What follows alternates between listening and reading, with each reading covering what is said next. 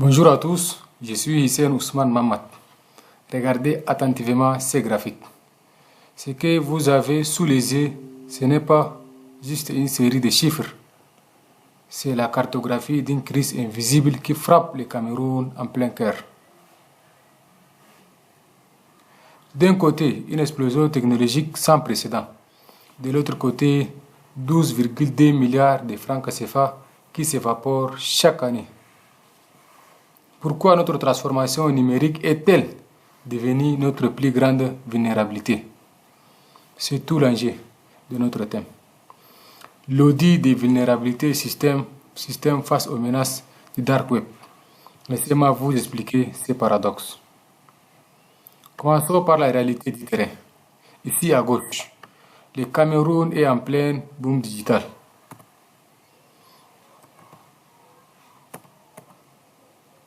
Le Cameroun est en plein boom digital. Le déploiement des infrastructures et de la fibre optique s'accélère. Les investissements numériques grimpent en flèche et notre taux de pénétration d'Internet explose pour atteindre des sommets en cette année 2026. Comme vous voyez sur les images, le taux de croissance de 2020 jusqu'en 2026. Nous voyons très bien que la pénétration est croissante. Maintenant, faites très attention. C'est précisément cette réussite qui crée les dangers. En cybersécurité, plus vous connectez d'équipements, plus vous élargissez ce qu'on appelle votre surface d'attaque. Chaque routeur, chaque serveur, chaque composant connecté dans nos entreprises est une nouvelle porte d'entrée potentielle. Et c'est là que tout bascule. Regardez cet éclair rouge au milieu. Il symbolise le paradoxe de la transformation.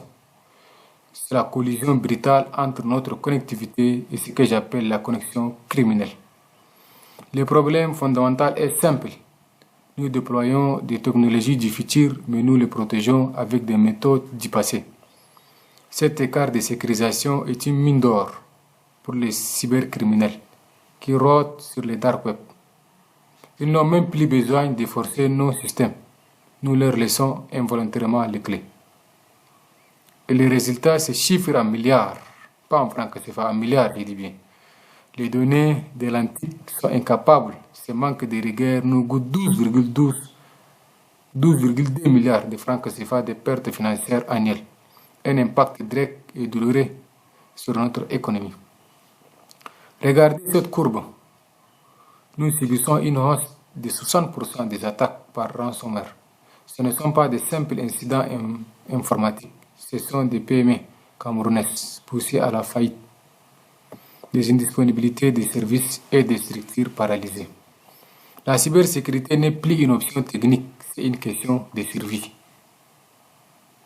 Le plus frappant dans cette étude, c'est ce cercle rouge tout en bas. 85% des instructions reçues proviennent de simples erreurs de configuration système.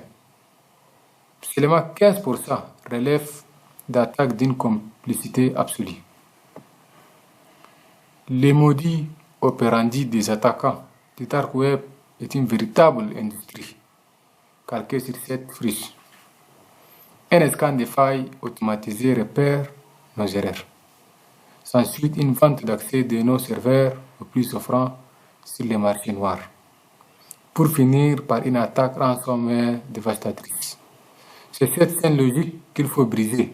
Et pour comprendre comment concevoir une stratégie de sécurisation efficace et reprendre le contrôle de nos trafics, il faut impérativement maîtriser les règles théoriques.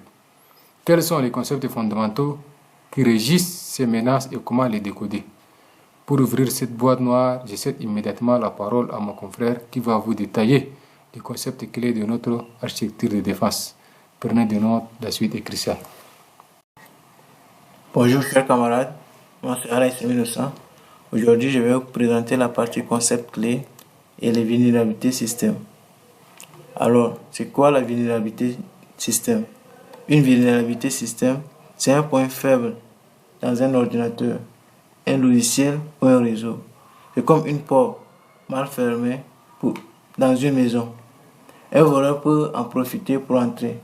les hackers cherchent ces failles pour voler les données, bloquer les services ou prendre le contrôle d'une machine. Sur la première l'image de la vulnérabilité d'attaque expansive, nous allons expliquer ce que c'est que la vulnérabilité expansive.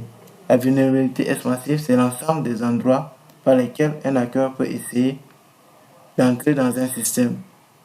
Plus un système a de programmes, d'applications ou de connexions, plus cette surface est grande. Exemple, si tu as 10 portes dans la maison, tu as plus de risques qu'avec une seule porte.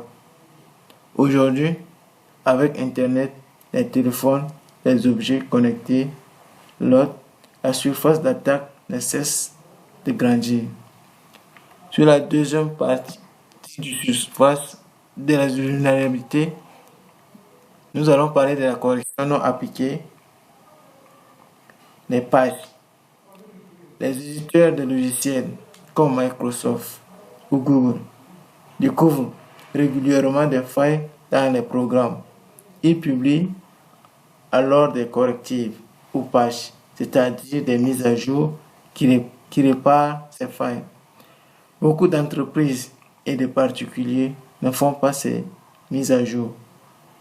Le graphique montre que ces problèmes augmentent chaque année, depuis 2020 à 2026. Résultat, les hackers exploitent des failles déjà connues et déjà réparées, mais pas chez vous. Un conseil, toujours mettre à jour ses logiciels et son système d'exploitation dès qu'une mise à jour est disponible. Alors, nous allons passer aux vulnérabilités, faiblesses de configuration. Même si un logiciel est parfaitement à jour, il peut être mal configuré. Par exemple, laisser un mot de passe par défaut, comme admin, ou ouvrir les ports réseau inutiles, ou donner trop de droits à un utilisateur. Ces erreurs de configuration sont très fréquentes et très dangereuses car elles sont faciles à exploiter pour un hacker, même sans outils sophistiqués. À présent, je laisse la parole à mon camarade qui va vous expliquer les mécanismes du réseau Tor. Merci Innocent, c'était un bon travail. Moi, c'est Bichir Abakar. Nous venons de voir comment nos failles système servent de portes d'entrée. Mais que se passe-t-il ensuite?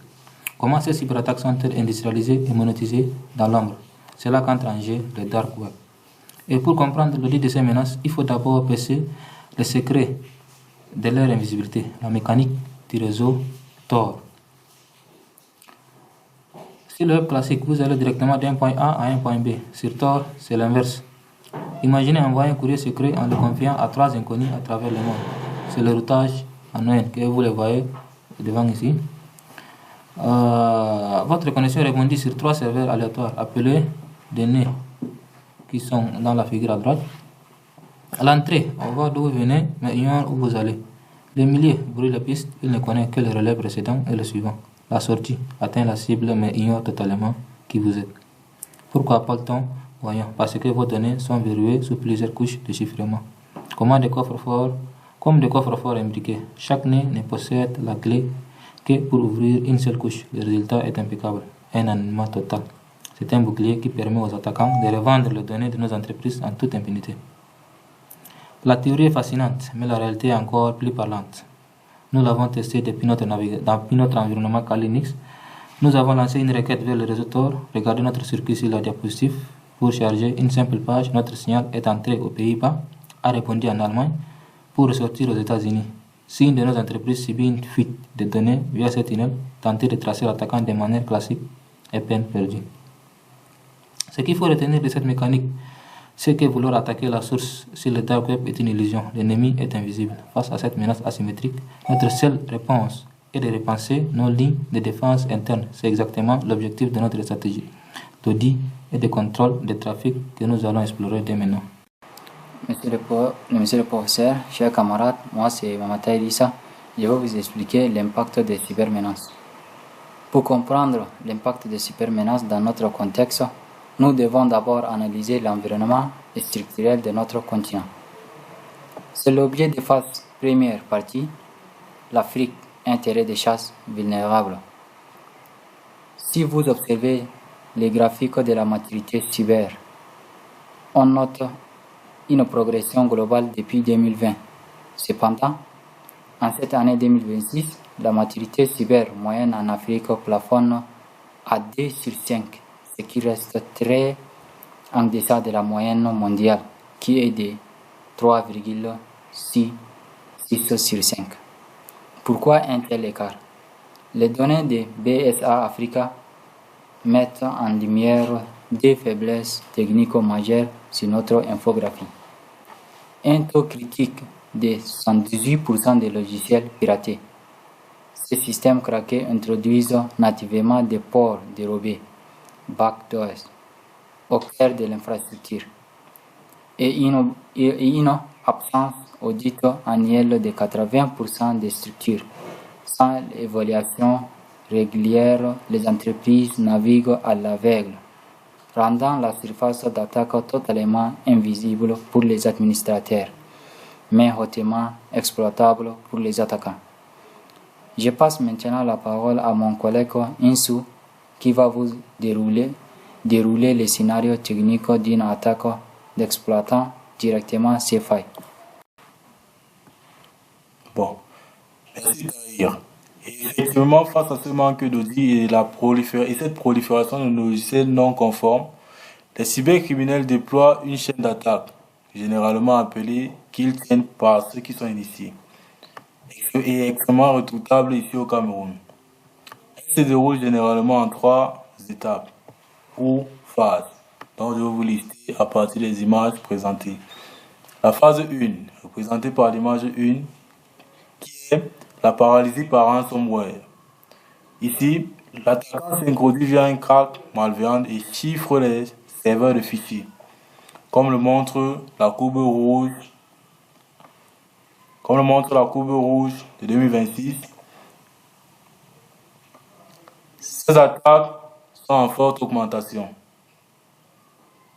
L'entreprise subit donc une indisponibilité critique et immédiate avec des coûts de restauration exorbitantes. En phase 2, représentée par l'image 2, l'escalade par SIM swapping. Ici, pour maximiser leurs gains financiers, les cybercriminels profitent de la panique interne pour mener une attaque de SIM swapping. En détournant la carte SIM des responsables, ils interceptent les doubles facteurs d'authentification et s'emparent des fonds directement via les comptes mobile money de l'organisation. Et en phase 3, le crime parfait via l'extraction de données en .cm.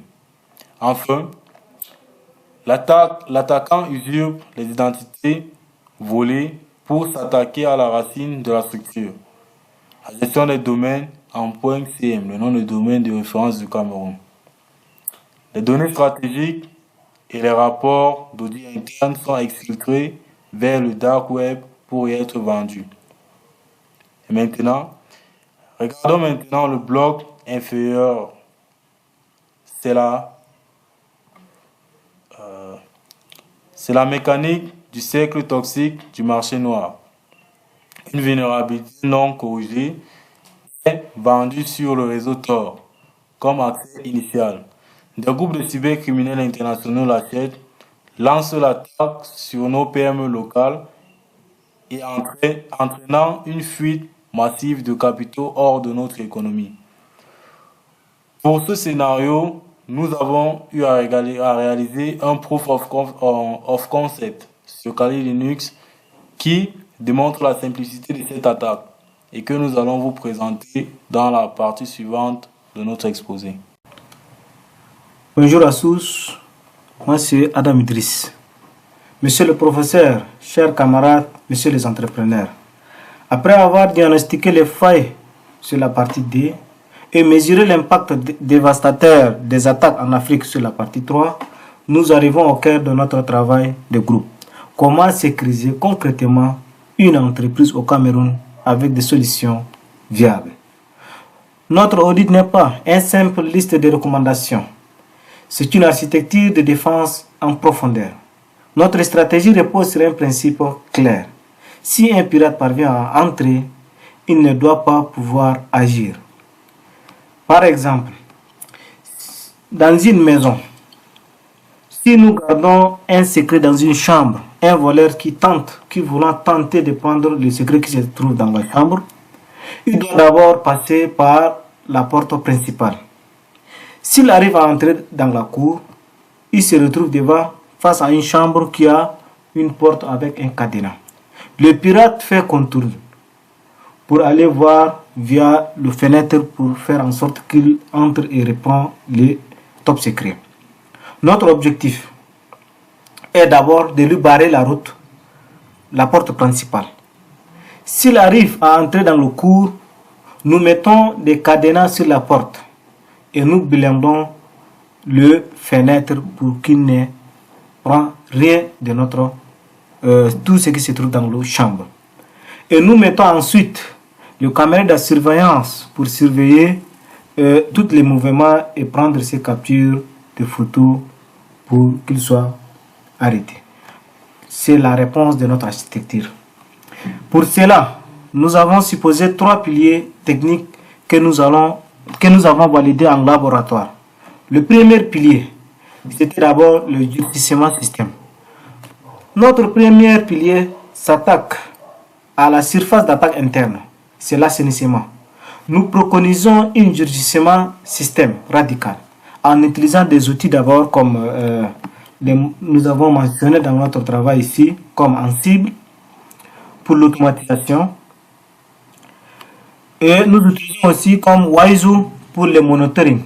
Nous automatisons la vérification de la configuration, mais la plus cruciale pour une petite entreprise, pour une petite PME, petites et moyennes entreprises, est l'éradication d'abord des logiciels piratés.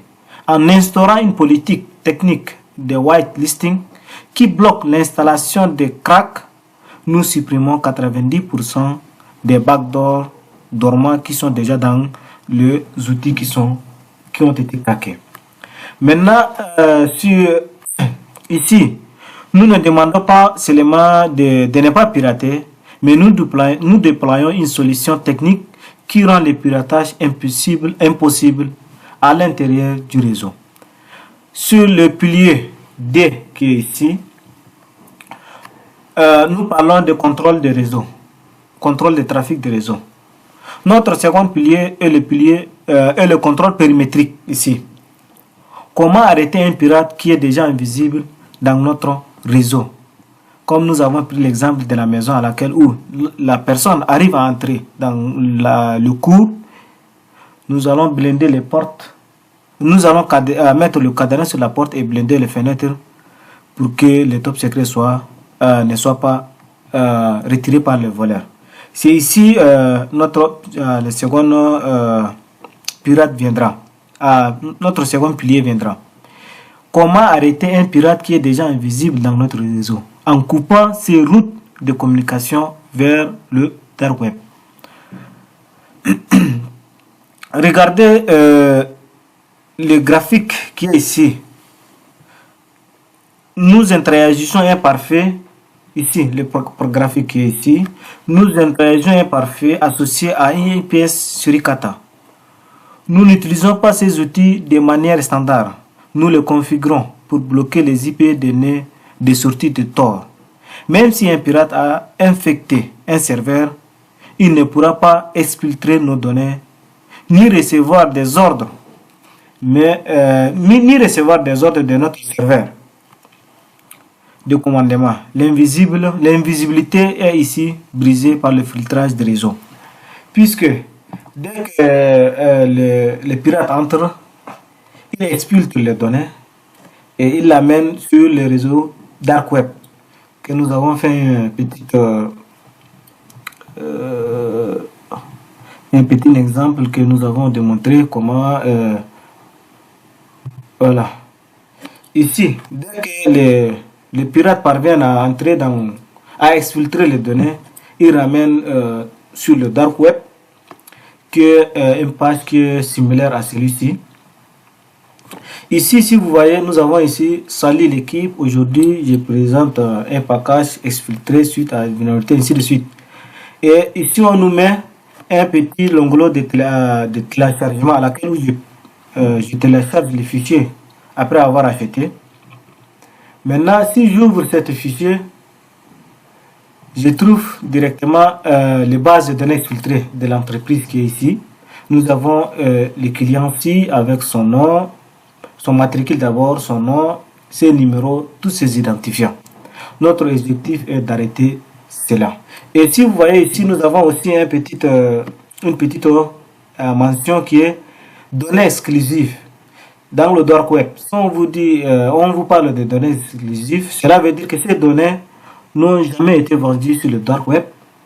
Soit ces données sont encore à l'état brut, ce qui veut dire que les entreprises ne savent pas que ces données ont été piratées par les pirates.